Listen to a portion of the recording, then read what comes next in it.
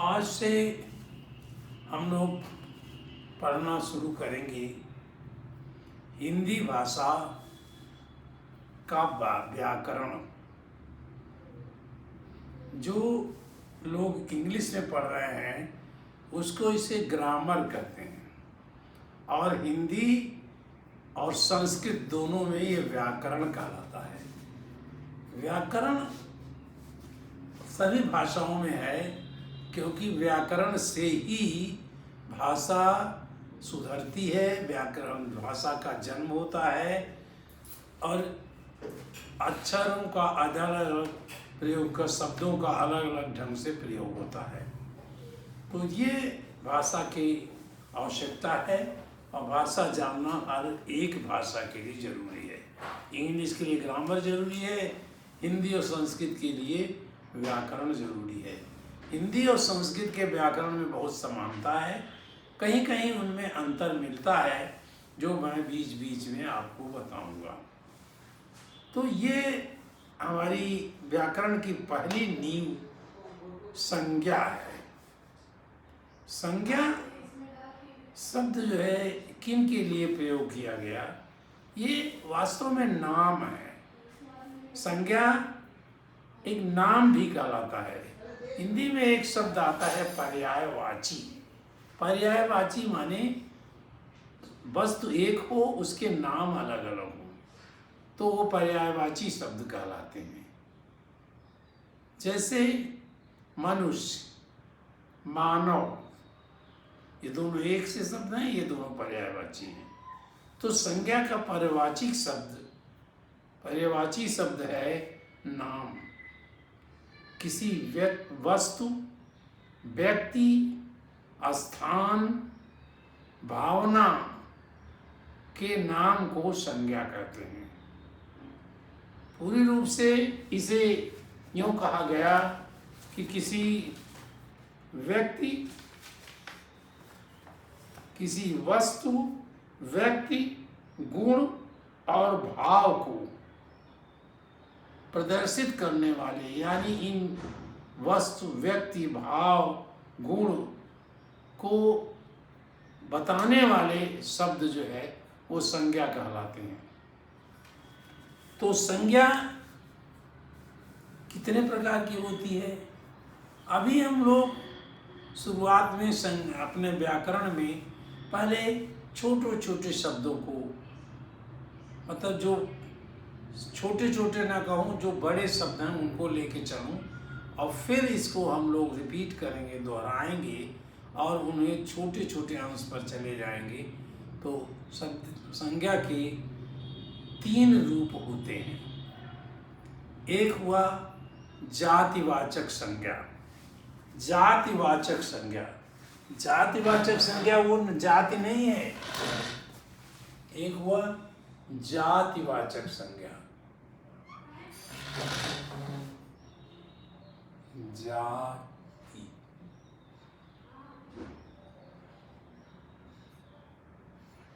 जातिवाचक,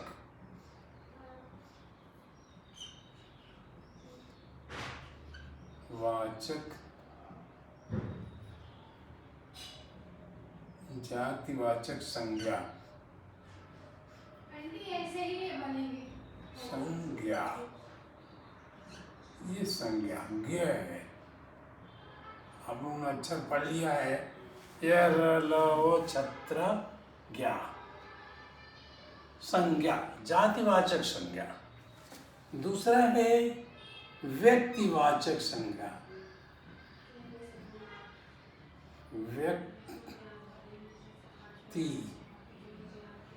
व्यक्ति वाचक,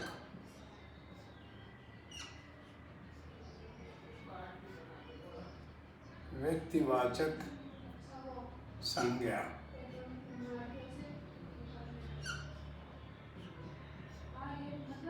व्यक्तिवाचक संज्ञा।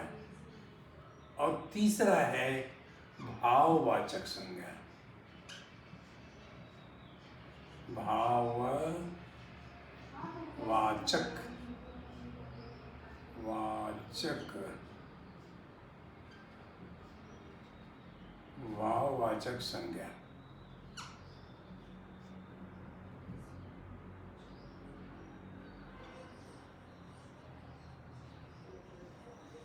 भाववाचक संज्ञा, ये 3 रूप इसके बताए गए और आप भी आगे चल करके इनको और बांटोगे।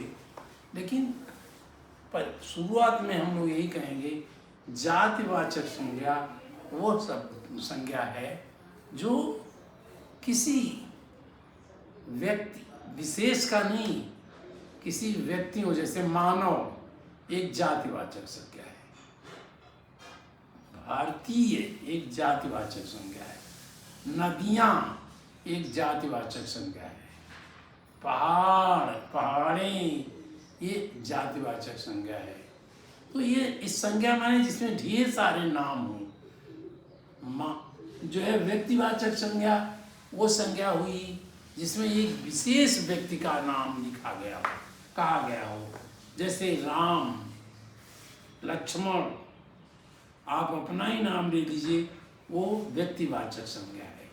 लेकिन आप एक लड़के हैं, लड़का जो है, लड़का, लड़के, ये शब्द जातिवाचक संज्ञा है। आप ही अकेले लड़के नहीं हो, ढेर सारे लड़के हैं। लड़की, अगर आप लड़की हैं तो आप केवल अकेली लड़की नहीं है, ढेर सारी लड़कियां हैं। लेकिन जब आप एक हैं, आपको कहा जाता राम वन को जा रहे थे, तो राम की सुनते ही हम समझ जाते हैं वो कौन राम थे जो वन को जा रहे थे। तो सीता, हरण की बात आपने सुनी। और उसी तरह से ईसा मसीह, ये व्यक्तिवाचक संज्ञा है। और ईसा मसीह एक साधु थे। साधु जो है वो जातिवाचक संज्ञा, ढेर सारे साधु होते हैं, उनके अलग अलग नाम है। तो ये जातिवाचक संज्ञा है। और जो विशेष नाम है जो एक ही व्यक्ति का हो, पूरे एक ही व्यक्ति तो नहीं दुनिया में होगा, लेकिन मतलब उससे हमें पहचान में आ जाए, दिमाग में आ जाए वो कौन किसको बोल रहे हैं। आपने कहा हरीश जी बहुत अच्छे हैं, तो आप अपने हरीश जी को बता रहे थे। सारे हरीश को, दुनिया में जितने हरीश होंगे सबको नहीं बता रहे थे। महात्मा गांधी देश के राष्ट्रपिता थे, देश के राष्ट्रपिता हैं और देश के राष्ट्रपिता रहेंगे। ये हम महात्मा गांधी एक व्यक्तिवाचक संज्ञा है। उनका गांधी शब्द कहते ही आप गांधी समझ जाते हो। और उनका नाम था मोहनदास करमचंद गांधी। तो ये पूरा नाम भी व्यक्तिवाचक संज्ञा है। तो अब उसी तरह से आप कहें कि जातियों को वैसे नाम ले, यादव, तो आप ये यादव जाति नहीं है, लेकिन यहाँ जातिवाचक संज्ञा में आएगा। ठाकुर, ये किसी का नाम लिखा प्रेमचंद ठाकुर, तो प्रेमचंद ठाकुर तो व्यक्तिवाचक संज्ञा है, लेकिन केवल ठाकुर कह दिया आपने तो ये जातिवाचक संज्ञा हो गई कि ढेर सारे ठाकुर होंगे। तो आपने कहा धीरेन्द्र प्रताप सिंह, तो धीरेन्द्र प्रताप सिंह आपके दिमाग में आया और मेरे भी दिमाग में आया कि ये कौन थे। कभी कभी पूछ लेते हैं ये धीरेन्द्र प्रताप सिंह कहाँ वाले, ताकि हम पहचाने फिर। तो आप कहोगे ये लखनऊ के हैं, या आपका दूसरा कह देगा नहीं धीरेन्द्र प्रताप सिंह तो जो है दिल्ली में रहते हैं, तो हम दिल्ली वाले को समझ जाएंगे। लेकिन हैं ये व्यक्तिवाचक संज्ञा। हालांकि ये भी जातिवाचक सा लगते हैं, नाम इतने ज़्यादा हो गए हैं, एक ही नाम बहुत लोगों को मिलेंगे, लेकिन वो जातिवाचक संज्ञा नहीं है, वो व्यक्तिवाचक संज्ञा है। उसी तरह से गुण भी कहोगे, गुण के नाम, मिठास, बहुत मिठास होती है, गन्ने में बहुत मिठास होती है, वो भाववाचक संज्ञा है। और भाववाचक संज्ञा लंबाई, चौड़ाई, सुंदरता, चतुरता, ऊंचाई, निचाई, ये जो शब्द हैं वो भाववाचक संज्ञा है। माने किसी स्थान का नाम नहीं है, किसी वस्तु का नाम नहीं है, किसी व्यक्ति का नाम नहीं है, लेकिन ये न जातिवाचक हैं न जो है व्यक्तिवाचक हैं, लेकिन हैं ये भाववाचक संज्ञा। ये लगता है कि कोई चीज़ है, इस मकान की ऊंचाई बहुत है, तो ऊंचाई हमें लगता है एक संज्ञा है, और संज्ञा है ही, क्योंकि कैसे उस मकान की ऊंचाई, हमारे सामने एक मकान है जिसकी ऊंचाई बहुत ज़्यादा है, तो आपके दिमाग में एक आता है अच्छा वो वाला मकान, तो आप इससे समझ जाते हो संज्ञा है। तो संज्ञा शब्द ये 3 प्रकार अभी लेके हम चलेंगे। ढेर सारे इसके अलग अलग भी रूप होंगे, अलग अलग प्रकार होंगे। ये हम लौट करके फिर जब एक बार व्याकरण पढ़ा लेंगे तो हम जो है आने लगेगी। लेकिन आप कहते थे गांधी जी राष्ट्रपिता का नाम, गांधी जी को राष्ट्रपति, राष्ट्रपिता कहा गया, तो यहाँ गांधी जी हैं, गांधी जी तो ढेर सारे गांधी हैं, लेकिन यहाँ गांधी जी व्यक्तिवाचक संज्ञा हो गए। मेरे दादाजी पूरी यात्रा पर निकलते हैं, पूरी और कई पूरी हैं, लेकिन पूरी माने आप एक ही पूरी को समझते हो। और उसी प्रकार जैसे गांधी देखिए कितने नाम हैं, आप फिरोज गांधी, इंदिरा गांधी, महात्मा गांधी भी उसमें है, करमचंद गांधी, राजीव गांधी, संजीव गांधी, मेनका गांधी, सोनिया गांधी, राहुल गांधी। लेकिन ये लगता है गांधी शब्द जो है जातिवाचक है, लेकिन ये व्यक्तिवाचक संज्ञा तब होती है जब हम कहते हैं कि गांधी जी राष्ट्रपिता थे। तो गांधी जी जब से हम कहते हैं वैसे हमें मोहनदास करमचंद गांधी की याद आती है, और वो व्यक्तिवाचक संज्ञा हो जाता है। तो इतना आज हम पढ़ें, आगे हम इसको पढ़ेंगे और इस व्याकरण में हम लौट के जरूर आएंगे। जैसे हम कहते हैं राम, भगवान राम लक्ष्मण के साथ वन जा रहे थे, तो आप बताइए राम, भगवान रामचंद्र, भगवान भी जातिवाचक संज्ञा है, लेकिन जब हम रामचंद्र जी कहे तो वो रामचंद्र जी व्यक्तिवाचक संज्ञा है। लक्ष्मण के साथ, लक्ष्मण व्यक्तिवाचक संज्ञा है, और वन को जा रहे थे, वन जातिवाचक संज्ञा है। हमें ये समझ में नहीं आया कि पर्टिकुलर कौन से वन में जा रहे थे। जंगलों का नाम होता था, वो हिमालय को जा रहे थे या अरावली की तरफ जा रहे थे, कहाँ जा रहे थे।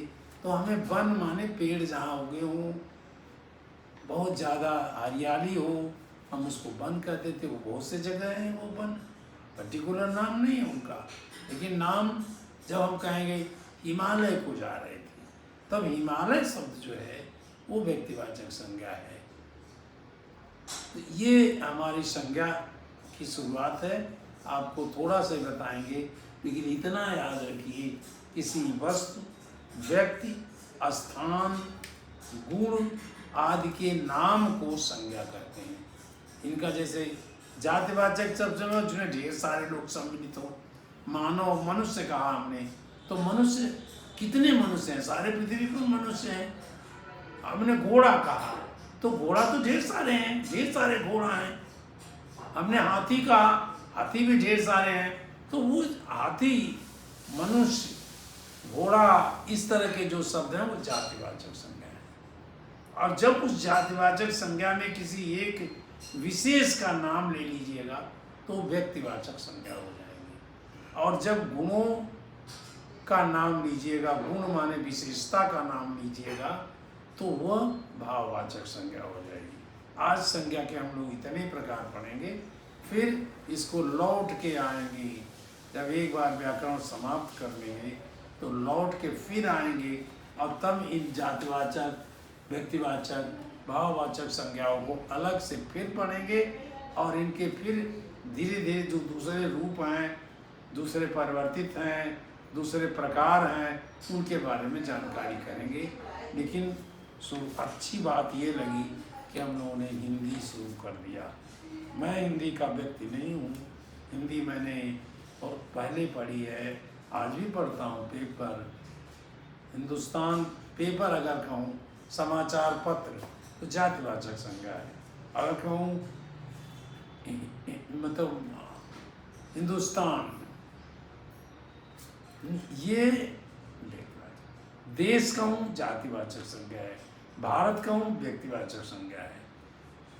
तो इस तरह नदियाँ कहूँ जातिवाचक संज्ञा है, गंगा कहूँ व्यक्तिवाचक संज्ञा है, यमुना कहूँ, सरस्वती, सिंध, कावेरी, तमाम प्रकार की नदियाँ, तमाम नदियों के नाम हैं और ये सब व्यक्तिवाचक संज्ञा है। व्यक्तिवाचक संज्ञा ये आप नहीं कर सकते कि वो स्त्रीलिंग होगी या पुरुष लिंग होगी, माने स्त्री होगी कि पुरुष होगी, ये दोनों प्रकार की हो सकती हैं। जातिवाचक संज्ञा ये नहीं कर सकते हो कि एक ही होगी कि बहुत होगी, मतलब आप उनको गिनती नहीं कर सकते हो। ज़्यादातर इसमें तो बहुत होंगे मनुष्यों, लेकिन जब हम मनुष्य की बात कर देते हैं तो वो सिंगुलर नाउन बन जाता है, कहते हैं एक वचन है। और इसको हम लोग बाद की मतलब चैप्टर्स में, बाद के पाठों में इसको हम लोग पढ़ेंगे। लेकिन फिर मैं कहूँगा कि मैं हिंदी का विद्यार्थी नहीं रहा, पढ़ाने की कोशिश कर रहा हूँ, तो आप लोग हमारी गलतियों को जरूर माफ़ कर देना। हम गलती करेंगे, आप भी सुधारना 2 कदम, मैं भी सुधारूंगा और आप 3 कदम सुधारोगे। और जब मैं भी गलती करूं तो आप मुझे बताओ, ये नहीं, ये जातिवाचक संज्ञा नहीं है, ये भाववाचक संज्ञा है। आप कह दोगे नहीं, ये भाववाचक संज्ञा नहीं है, ये व्यक्तिवाचक संज्ञा है। तो हम आप इसमें जुड़ेंगे और दोनों मिलकर एक दूसरे की उंगलियां पकड़ते हुए हम लोग आगे बढ़ेंगे। हो सकता है एक दिन हिमालय की चोटी पर हम दोनों पहुंच जाएं, और पहुंचने का पूरा उत्साह है। आप पहुंचोगे निश्चित रूप से। आप इसको पढ़िए और धीरे धीरे, इसको बहुत पढ़ने की आवश्यकता नहीं है, समझने की जरा सा आवश्यकता है, बहुत लिखने की आवश्यकता नहीं है। तो आप इसको समझ जाओगे और लिखने लगोगे। जब आपके परीक्षाओं में पूछा जाएगा तो आपको लिखना पड़ेगा। तो आप इसे पहले समझेंगे, दिमाग पहले सोचेगा और फिर आप उसको हाथों से लिख दोगे। इतना ही। भाई बहुत बहुत धन्यवाद। आज की हिंदी भाषा की शुरुआत के लिए मैं आप सब लोगों को शुभकामनाएं देता हूँ। धन्यवाद।